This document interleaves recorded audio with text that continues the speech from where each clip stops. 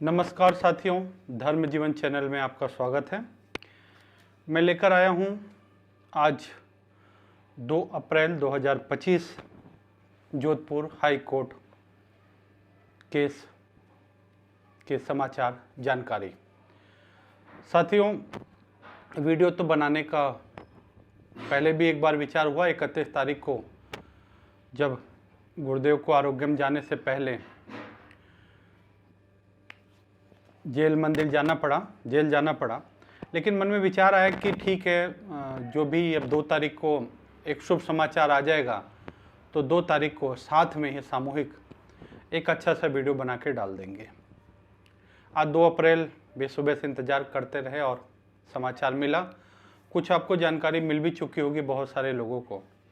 पहले तो जब मैसेज आया कि बापूजी प्रक्रिया पूरी करके फिर आरोग्यम चले जाएंगे, तो वहीं सुन के मन में बड़ा अजीब एक लगा कि भाई ये क्या प्रक्रिया है। पहले बता, प्रक्रिया क्या है। जब गुरुदेव को आना था तो आरोग्यम से तो सीधे आ गए थे इलाज के लिए, तब तो प्रक्रिया पूरी करने जेल नहीं जाना पड़ा था। तो ऐसा क्या आदरणीय क्या जेल सुपरिटेंडेंट साहब ने कहा था क्या कि आप गुरुदेव को आरोग्यम जाने से पहले एक बार ले आके दर्शन करा देना, प्रक्रिया पूरी हो जाए उसके बाद आरोग्यम जाएंगे? ये प्रक्रिया नहीं, मेरे हिसाब से लापरवाही, प्री प्लानिंग ना होना एक वो नतीजा हो सकता है। इसको प्रक्रिया में कह के टाल देना बजाय उसके कि हम भविष्य में अपनी तैयारियों को समय से पूरा करें। एक तो वो चीज़ रही। दूसरी बात, आज 2 अप्रैल 2025 जो जोधपुर का हुआ, हमारे वकील थे निशांत बोरा जी, और जज की जो स्पेशल बेंच थी विनीत माथुर और दिनेश कुमार जी स्पेशल कंडीशन में थी, जो 2 बजे से हमारा ही मैटर सुनना था और कार्रवाई शुरू हुई दोपहर 2 बजे से। और जो केस हमारा चला उसमें आज जज साहब ने कहा कि मैं आपको एक्सटेंशन दे देता हूं अगर आप 7 दिन में अपील शुरू कर दें। हमारे वकील ने कहा ठीक है। अब समझ नहीं आता कि जज साहब खुद कह रहे हैं कि आप अपील शुरू कर दें, और ये बात 1 महीना पहले भी संभवतः हुई थी, तो ये अपील शुरू नहीं हो पा रही है, जज खुद कह रहे हैं। तो एक तो ये भी सवाल होता है कि अपील में ऐसा क्या फंसा है जो हम अपील शुरू कर क्यों नहीं पा रहे। क्या हमें ऐसा समस्या लग रही जो अपील शुरू नहीं हो पा रही है। और आज जो बहस हुई, देखिए आज जो बहस हुई उसमें भी जो सरकारी वकील था उसके तरफ से कोई टेक्निकली ऐसा कोई क्रॉस ऐसा बहुत बड़ा नहीं था जिसमें हमको लगे टेक्निकली इशू आ जाएगा बेल मिलने में। वहाँ तक कोई समस्या नहीं थी। और ये जो कंटेम्प्ट ऑफ कोर्ट सवाल होता है कि कोर्ट की अवमानना, उसके नियम का या उसके आदेश की आज्ञा की अवमानना का जो मुद्दा था, जो सरकारी वकील ने नहीं उठाया, ये मुद्दा उठाया ये जो है पीसी सोलंकी। ये वकील अलग से लड़की की तरफ से, मतलब करमवीर के तरफ से, मैं नाम लेके इसलिए बोल रहा हूँ कि वीडियो में अभी पीछे मैंने देखा था कि मीडिया के सामने आकर के करमवीर ने कहा कि उनको जमानत ना मिले, ऐसा मेरे को जानकारी में आई थी। ये जो पीसी सोलंकी जो भी है वकील थे, ये वही वकील हैं जो ये झूठे केस के लिए लड़की के पक्ष से लड़े थे और ये झूठे केस में उन्होंने सजा कराई थी। पीसी सोलंकी नाम सबने बहुत अच्छी तरह सुना होगा। आज भी वो थे। आज ये जो मुद्दा उठा है, हम जज साहब ने भी बोल दिया ठीक है एक्सटेंशन दे देता हूँ, आप 7 दिन में अपना ये जो है अपील शुरू कर दो। वहाँ भी बात हो गई क्लियर। और हम सरकारी वकील से भी ऐसा कोई मुद्दा नहीं था। ये पीसी सोलंकी जो है इन्होंने किया। और वो भी चीज़ ये बड़ी बात आई कि ये जो आया भी था उसने 2-3 दिन पहले ही, एक बात ध्यान रखना, आज की बात इमीडिएट नहीं, 2-3 दिन पहले उसने एप्लीकेशन सबमिट कर दिया था, मतलब एप्लीकेशन जो कहना चाहता वो सारा सबमिट कर दिया था, और सबूतों के साथ उसने सबूत भी लगाए हैं। सबूतों के साथ में उसने कि contempt of court supreme court के ऑर्डर का किया गया है, ऐसा उसने सबूतों के साथ। उसमें कोई एक सीडी भी, जो मेरी जानकारी में आया वकीलों द्वारा, क्योंकि आज की बहस में सुन नहीं पाया था, लेकिन जो जानकारी में आई है कि उसने एक सीडी और पेपर की कटिंग भी दी, कोर्ट में उन्हें सबमिट भी किया।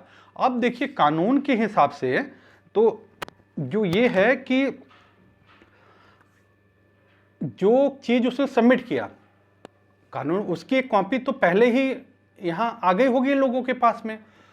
अब एक बड़ा सवाल है कि सीडी में ऐसा क्या था जिसको कंटेम्प्ट ऑफ कोर्ट के तहत उसने पेश किया है पेपर का, और जिसका उस कड़ाई से हमारे वकील द्वारा जवाब नहीं दिया जा सका। अब सबसे बड़ी बात, अगर आपको ध्यान हो, जब एक झूठे, मैं जो पहले बोल रहा था वही आज फिर बोल रहा हूं कि बापूजी सुप्रीम कोर्ट के आदेशानुसार किसी से नहीं मिलते हैं, ना वो सत्संग करते हैं, ना किसी प्रोग्राम के विषय में उनका कोई ऐसा कार्यक्रम बनता है, वो सिर्फ औषधि उपचार के लिए जाते हैं। वही लाइन फिर मैं बोल रहा हूँ जो कोर्ट के आदेशानुसार है।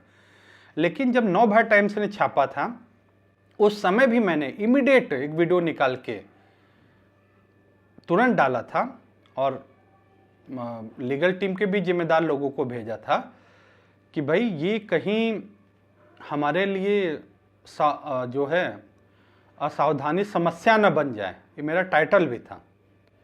और उस वीडियो के बाद में मैंने देखा है कि जो भी कड़ाई हुई भी है, लेकिन क्या ऐसा उससे पहले क्या कुछ लापरवाही हो गई? वीडियो सीडी में ऐसा क्या है जो उसने भेजा है और कंटेम्प्ट ऑफ कोर्ट का उसने हवाला दिया? और सबसे बड़ी बात यह है कि अगर कंटेम्प्ट ऑफ कोर्ट, और एक बड़ी बात और मैं कहूँगा, ये जो कंटेम्प्ट ऑफ कोर्ट का हवाला ये जो पीसी सोलंकी लेके आए यहाँ पे, और एक चीज़ और बता दूँ, और जब इसने कंटेम्प्ट ऑफ कोर्ट का हवाला लेके आए तब जज साहब को संदेह हुआ। पहले तो वो खुद बोल दिए थे ठीक है 7 दिन बाद में आप अपील शुरू करो, मैं एक्सटेंशन दे रहा हूँ।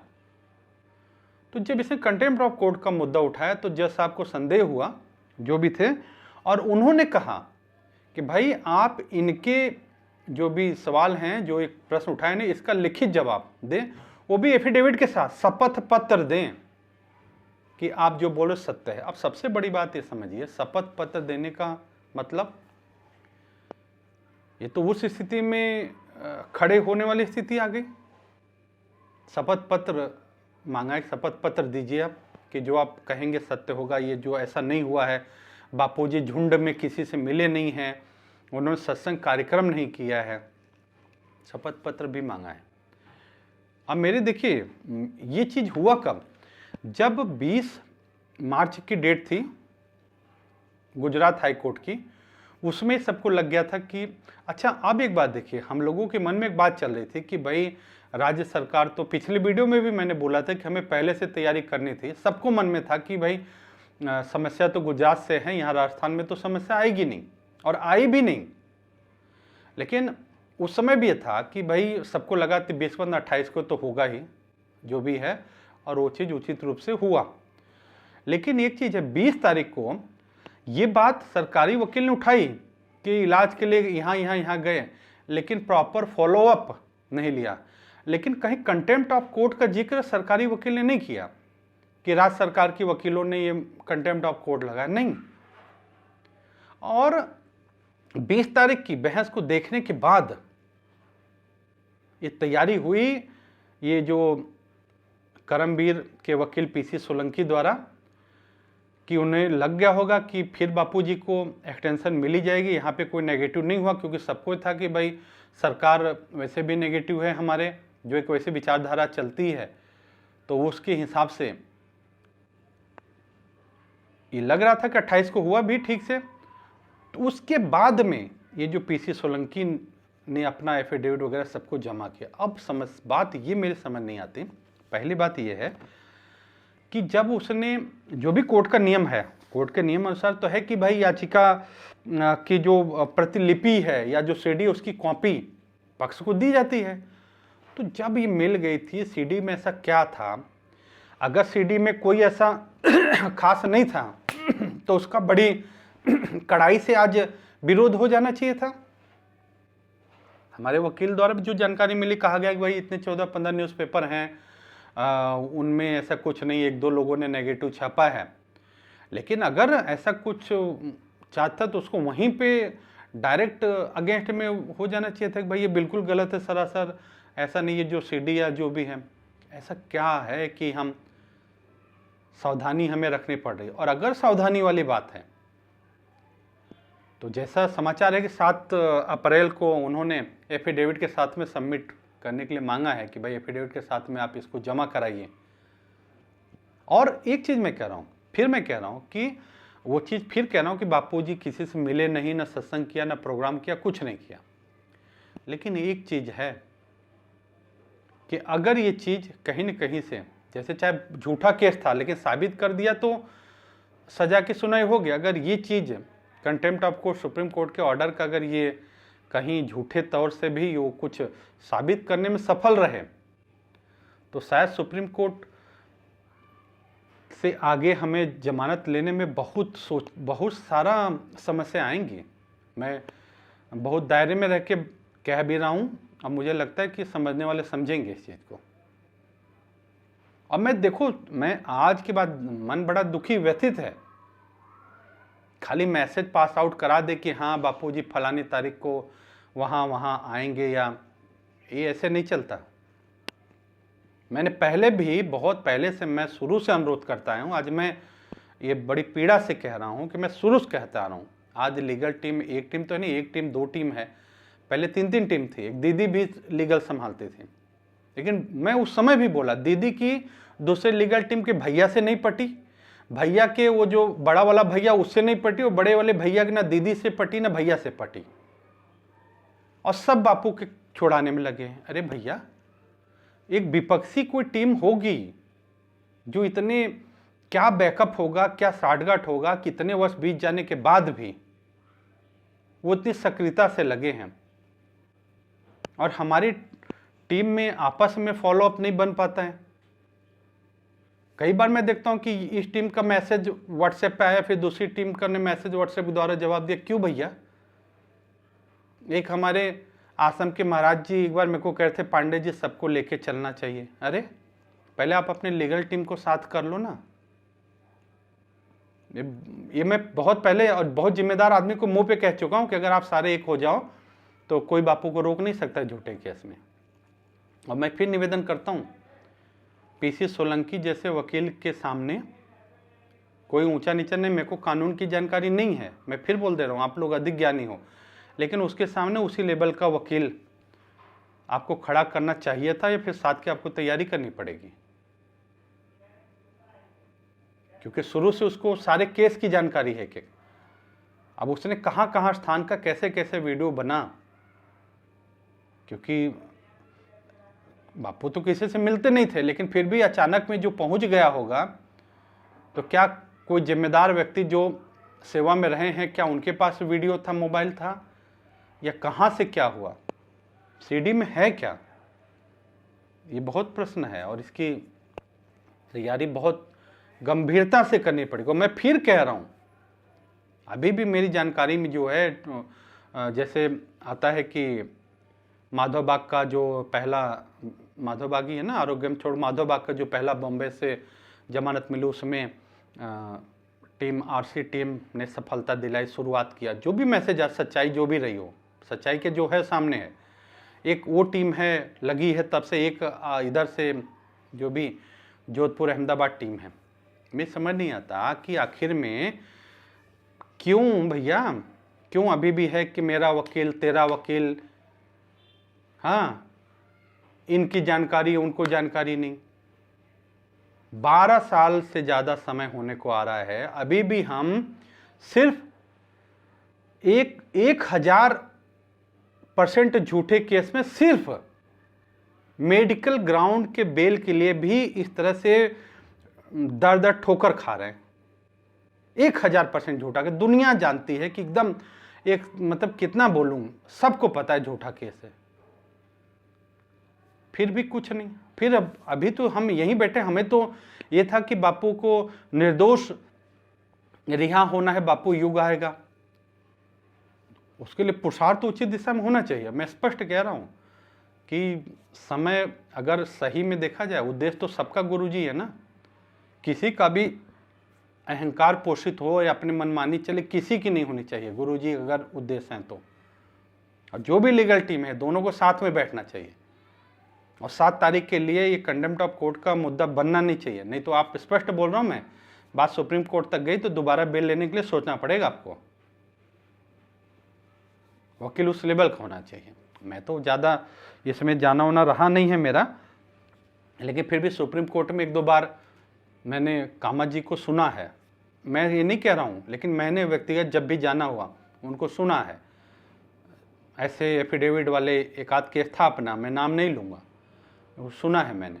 तो भाई उस समय स्थिति के अनुसार उस लेवल से, उस सीडी में क्या है, पेपर कटिंग का, पेपर की बात बताऊँ मैं, आप ये भी समझो कि मैंने एक राजस्थान पेपर का, मैंने राजस्थान से साधक भाई कह के पेपर मंगवा लिया, और सबको मैंने एक धर्म जीवन सेवा संगठन नाम से एफिडेविट वो अपना लेटर बना के और उस न्यूज़पेपर के खिलाफ केस भी डालने की पूरी तैयारी कर ली। फिर भी उससे पहले अपने साधक सीनियर वकील हैं उनसे मैंने बात किया, मैं कहा भाई ऐसे ऐसे हम करने जा रहे हैं, और उसने जो शब्द लिखा है कि इतना पैसा लेते, ये सब बिल्कुल गलत है, उसके खिलाफ। उसने बोला पांडे जी, मुझे लगता है कि हम सबसे ज़्यादा तो आप सबको जानते हो, और ऐसी स्थिति में अगर मौन रख के भाई अभी ज़्यादा छेड़खानी ना करके, लेकिन हमारा जो अगला आएगा, क्योंकि 1-2 बार अगर बेल मिल जा रही है और सब ठीक ठाक रहा, कुछ गलत नहीं हुआ है, तो आगे के लिए आसान हो जाएगा।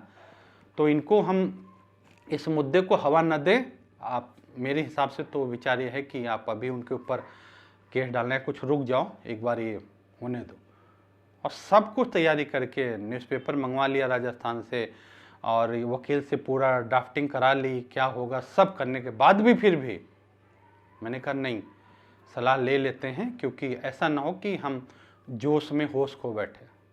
भाई दो स्पष्ट चीज़ है, किसी काम की सफलता के लिए नीति सही होना चाहिए और काम के उद्देश्य का नियत भी सही होनी चाहिए, तब सफलता मिलती है। और मैं फिर कह रहा हूँ कि बहुत मेरा उद्देश्य कोई वो चीज़ नहीं है, क्योंकि सबके पास व्हाट्सएप पे मैसेज पहुँच गया, सबके सवाल खड़े हैं। लेकिन ये है कि हाँ, 7 अप्रैल में कुछ ऐसा समाचार न आए जो नहीं आना चाहिए।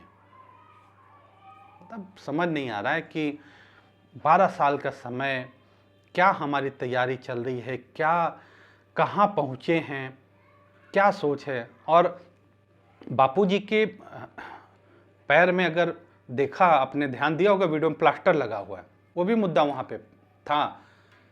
पैर में मोच आई है, और इस उम्र में वो मोच और तकलीफ दर्द क्या है, मतलब मुझे समझ नहीं आता कि बापूजी के शरीर की पीड़ा देखो, आप शरीर की स्थिति देखो, वो मुस्कुरा दे रहे, बोल दे रहे हैं, लेकिन उसके बाद भी कहाँ फंसा है ईगो, अपना अपना है, कहाँ फंसा है उलझन। मतलब क्या बोलूँ मैं। और मैं ऐसा नहीं कि हवा में बात कर रहा हूँ, अरे क्यों नहीं भैया, बैठ जाते।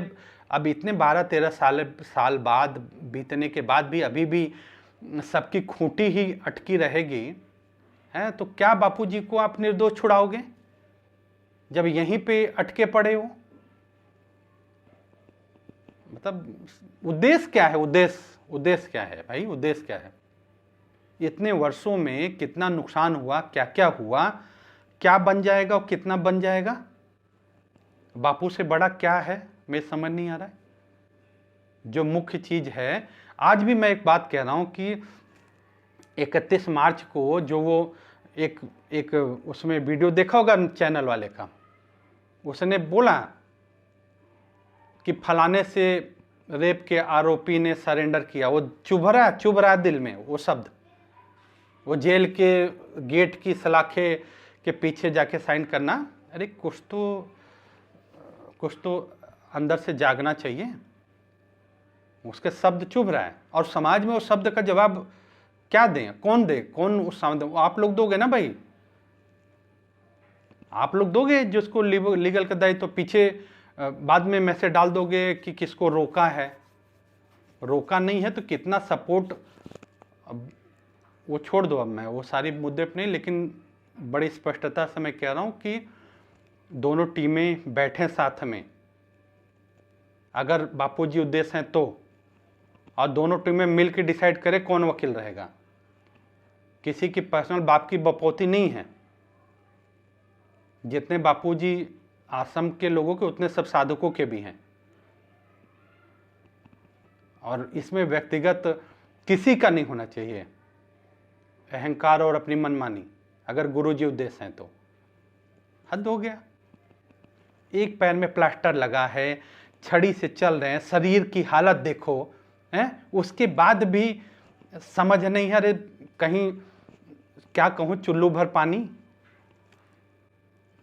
इतने साल हो गया। एक बार मैंने कहा करें पांडे जी आप एकदम सही करो, अगर सही में ऐसा हो जाए तो, अरे तो तब नहीं हुआ भैया, तीन लीगल टीम तो एक नहीं हुए, तो अब तो हो लो,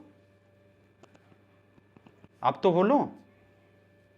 झूठा केस, 1000% झूठा केस, पता नहीं कब तक ये खींचेगा, क्या है। खाली साफ सबको था कि मैसेज आने लगे कि अब तो राजस्थान में तो चलो कोई समस्या नहीं।